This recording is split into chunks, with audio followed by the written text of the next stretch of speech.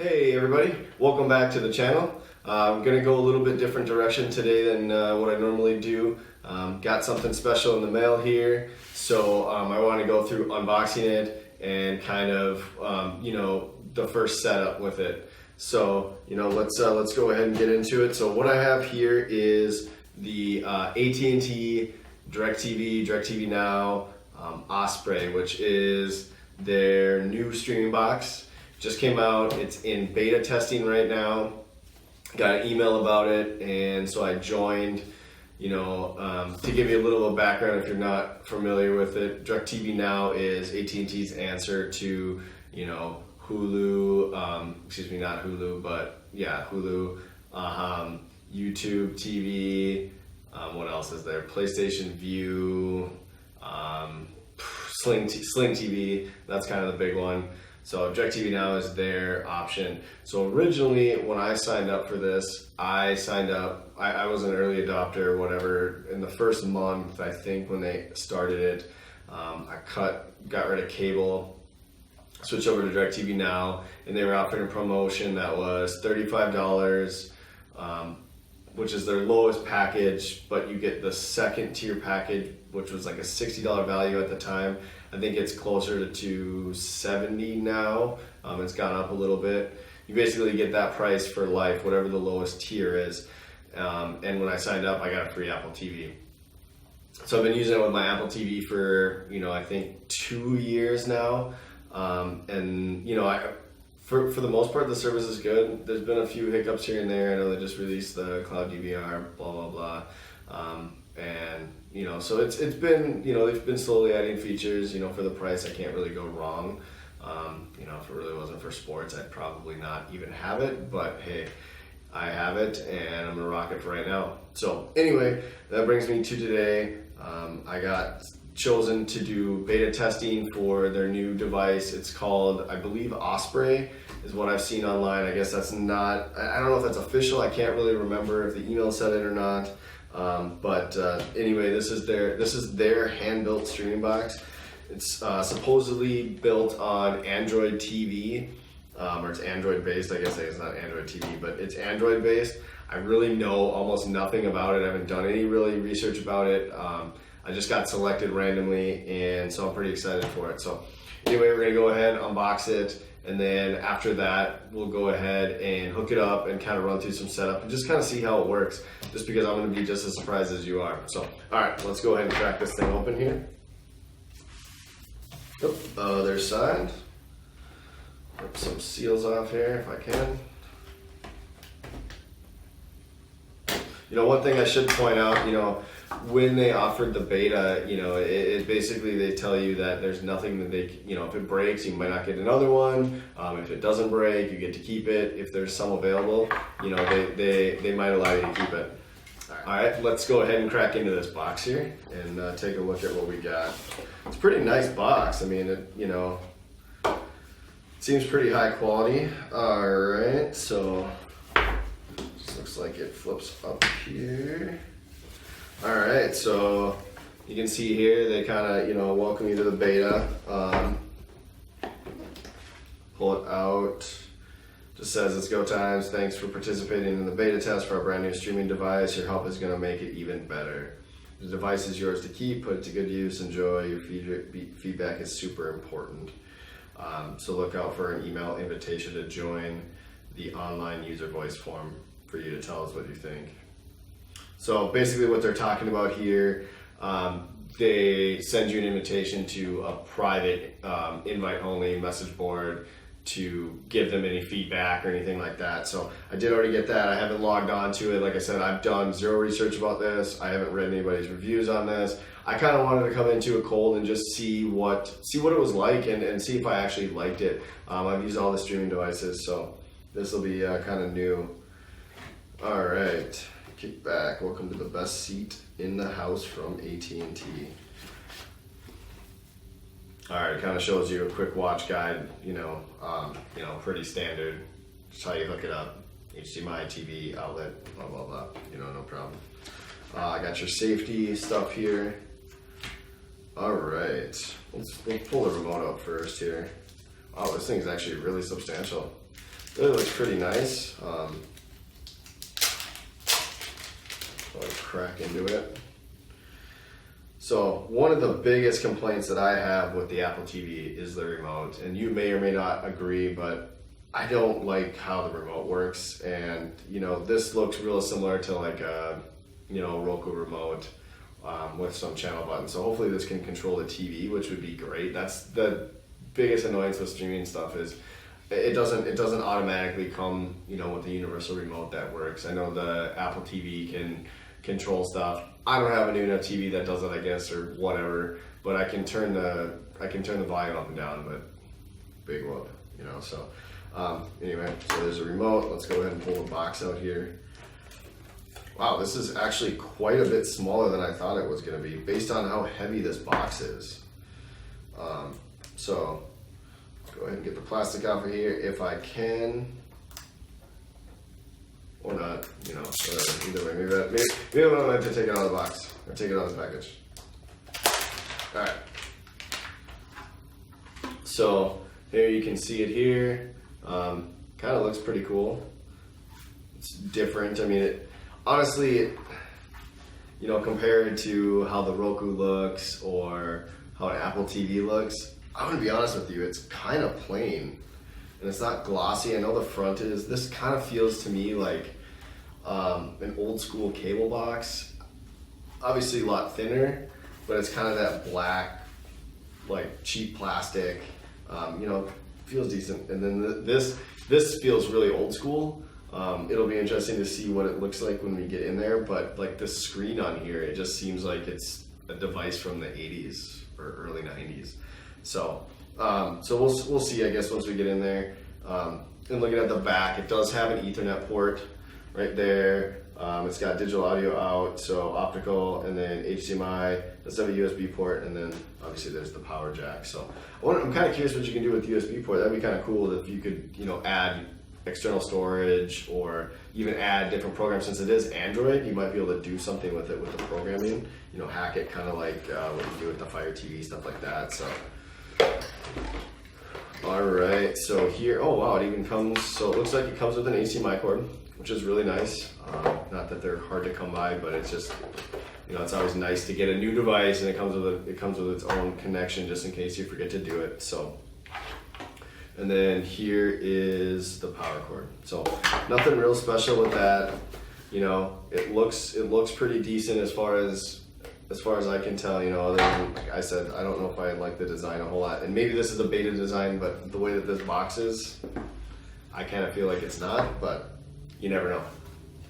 So, all right, what I'm going to do is I'm going to go ahead and get this hooked up and set up on a TV, and then we'll go through the walkthrough. I'll kind of film a little bit of it, and then give my rapid reaction and kind of what I think of it and how it compares to other streaming players, at least in the, first few minutes that I get to use it. So, all right, stay tuned for that. Thank you. All right, so just booted it up here, and it looks like there is some kind of instruction going on here. Check that your remote batteries are good. So I'm supposed to press these two buttons and stay within like 4 feet. Press and hold these buttons to pair.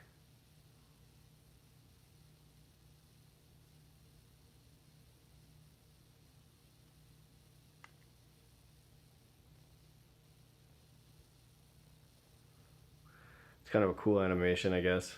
Not really sure what's happening. If I did something right, I might have broken it. Oh, no. Okay, it looks like it's good. Which is weird, because it already works, so I guess I'm not sure why this needed to be a thing. Alright, so I'm going to go ahead and sign in here, and I'll be back in a second. Just want to take a second here to highlight something that I don't like about streaming devices. And it doesn't seem like all of them, but I know the FireTV has been a pain in the butt like this. I don't like when they make you log in on the screen. Send me to some website where I can go ahead and activate it. I realize that this is, a streaming box, so maybe it's different. I don't know. Maybe you only have to do it once. I mean, not a streaming box, it's beta, so maybe you only have to do it once. I don't know, but this is just one of those pet peeves for me, so just want to share that with you. Be back in a second. Alright, so went ahead and got signed in. I must comment that this remote, I'm not a huge fan of it already. Typing with it this was not the easiest thing to move around with. It felt really, what's a good word to say? Really inaccurate, and it just didn't really have good feedback, and it's really hard to press. All right, so anyway, I'm gonna go ahead here and keep moving with this. Hit okay, accept. All right, so we are in my living room right now, so let's go ahead and set it up with that. It's going through some updates here. So I'll just kind of let it do this, and then I'll come back here in a minute. All right, so updates are all done. It looks like it came in. Oh, wow. So this has got Google Assistant. All right, so I guess I didn't understand that, so that's really cool. That's a big selling point to me, is getting my YouTube videos, or not my YouTube videos, but being able to push my YouTube videos to this. So hopefully I can do that. So I'm gonna go ahead and sign in here. I'll be back in just a second.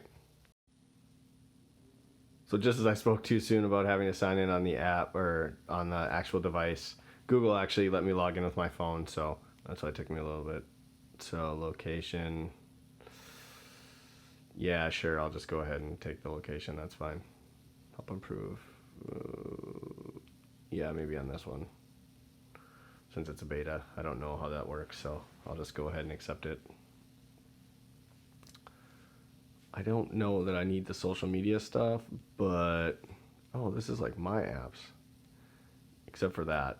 Clearly that's not mine, but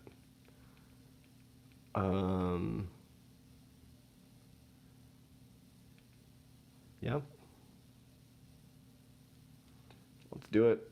I'll just go ahead and install it.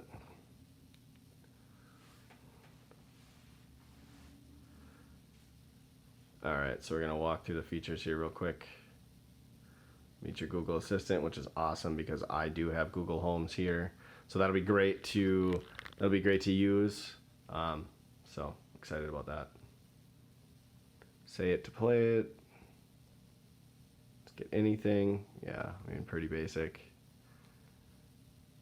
All right. Oh, okay. So this is a feature that I didn't realize. So this has a Chromecast built in. This is a nice surprise, actually. Maybe I should have known that. Knowing it was Android. Maybe this is a common thing, but this is my first experience with Android TV, so I'm pretty excited about that. All right, so it's gonna go through here and finish this. In the meantime, I'll probably stop back here in a second. All right, so as you can see, we're getting logged in here. It's coming up with DirecTV Now Beta. So it'll be interesting to see what this looks like, how it flows. I have a FireTV, I also have an Apple TV, and I have a Roku, and then I also have a Chrome box, which is, if you're not familiar with the Chrome box, that's basically just a Chromebook as a desktop. So, or it's not a desktop. It looks like a Mac Mini, but it's a little bit smaller than that. All right, I'm tired of looking at the screen now, but that's okay.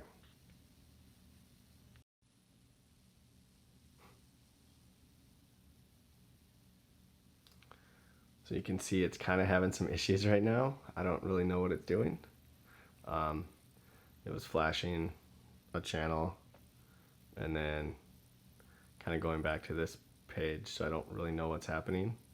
I don't know if it's doing updates. Okay, all right, so it actually looks like it's taking longer to load your video. Your patience is most appreciated. So either DirecTV Now. Okay, all right. So something's happening, and it's kind of buggy. So this is the negative side of getting beta testing of a device.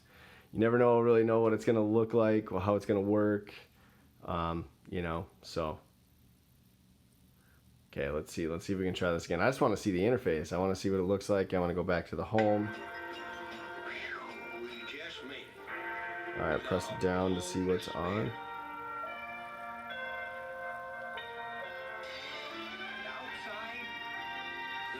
I don't know what I'm doing here. Oh, there we go.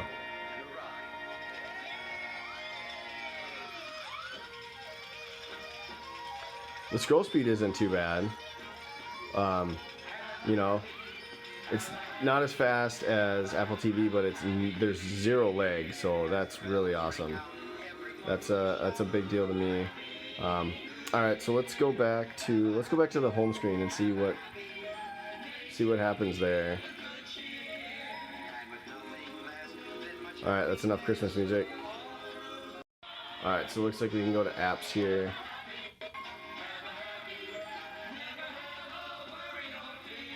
All right, so here are the apps. So it looks like you can go to the Play Store. Let's go into YouTube here. So it looks like this is a little bit different than normal Android TV, I would guess, just based on the fact that it goes to, you have to go into the DirecTV Now system to use the apps, which I don't know how that works. So does that mean that as soon as I get rid of a DirecTV Now account, that my streaming box is no longer going to be any good? I feel like, and maybe that's just the beta again, but that's a little sketchy. So go ahead here and use my channel. Just want to log in and take a look at it, or not. All right, well, this is kind of boring. I mean, it's going to look like YouTube on Android. So let's go do a little reaction here. And there you go. See, Booster Boys are going there. All the regular car vlogs. All right, so I just want to do a quick reaction on it. I know you kind of heard me as I did it, but I'm pretty interested to see how it works. You know, the one thing I'm curious about is what happens when I get rid of my DirecTV Now account, or if and when. It sounds like this device is not being made for DirecTV Now. It sounds like it's being made for their streaming version of DirecTV that's going to go away from having to have satellite equipment. So I'll be interested to see how this evolves. I'm going to join that forum and kind of give them my feedback. But the real things that I don't like about it right off the bat, the remote, at least when I'm typing, it seems fine when I'm navigating and stuff. But, you know, I just don't really like that pad. It feels good when you first touch it, but when you actually use it, it's not that great. So that's a disadvantage. I would rather have the Roku one or even the FireTV. They're much more refined, I would say. So that might change. Again, it's beta. So the actual interface, I think, is okay. It's kind of weird that you have to go into DirecTV Now. So it'll be interesting to see how they take care of that in the future. But that's kind of, so I kind of forgot to add what I really liked about the device. One of the main things that was a really nice surprise to me was the Google Assistant feature. I haven't dug too deep into it, so I don't know how it interfaces with my Google Homes or any other Google devices. However, even if it doesn't, just having that option is nice. It's something that's familiar to me. It works with my phones. You know, I mean, it's what I use. So that's really familiar to me. The other thing that was a nice surprise that I just tried, it actually picked up my TV already, and I was able to use the volume control, which would have been nice to know when I was watching the Christmas movie that was on when I turned it on, and it was just blasting. I figured I didn't have any way of turning it down without getting up, so I just rolled with it. However, it learned it. I don't know how, and maybe that's more common these days than I even know. I don't know. I guess I don't spend a whole lot of time researching remotes and stuff. So those were the big things that I liked about it. And then, you know, obviously the idea that it's built around Google. You know, even more than the Assistant, it's built around Google. There's a Play Store. I can go and get apps, because that was one of the things I was worried about. Is this only going to be for DirecTV? But looks like it is not. So yeah, pretty big fan of those features. You know, like I said, there were a few things I didn't like. And I hope you either get an email for this or maybe seek it out. I know they had some stuff on the blog, so, or on some blogs and stuff out there on the internet. So if you go out there, you might be able to find something that gives you access to register for this. So anyway, without anything else, I'm going to end it here. Thanks for watching, and stay tuned for more content.